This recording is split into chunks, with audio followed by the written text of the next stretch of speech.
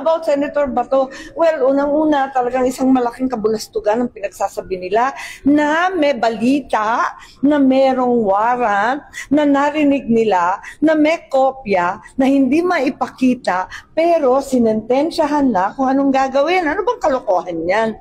Tapos, ayan, nagpauso pa na hindi magkasundo yung kapatid.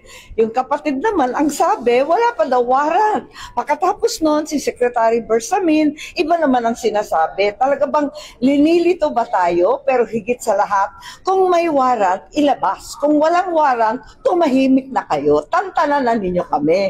Ano ba naman pananakot ng ginagawa yan? First and foremost, ang DOJ, parang nakalimutan ninyo na sinabihan na tayo ng Pangulo ni Bongbong Marcos, ang ating presidente, na walang jurisdiction ng ICC dito sa Pilipinas. Di ba sinabi na yon? Pero, ayan, iba ang sinasabi, iba ang nagawa.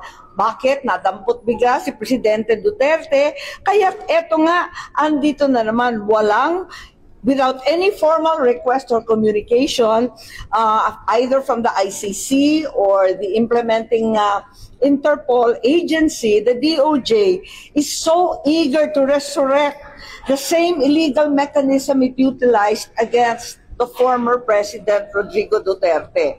Let me remind the DOJ, before any Philippine authority can surrender, extradite, kung ano-ano pang mga terminology yung ginagamit para lituhin tayo, it must first have lawful custody of that individual. Na hindi ko maintindihan kung bakit yung ombudsman na ngayon na nakikialam sa mga extradition merely authorizes the surrender of the person in custody. It does not grant authority to arrest any person na wala namang warrant. Naku naman talaga kayo, ginugulo lang ninyo kami at talagang linilin lang ang mga Pilipino. Pananakot na klarong-klaro ito.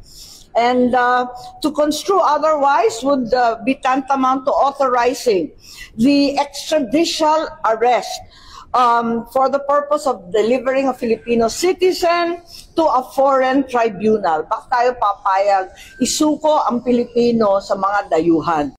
And also, the DOJ must be reminded that clearly under our Constitution, only Philippine courts may issue warrants of arrest as they alone are vested with the fundamental law, our Constitution with judicial power.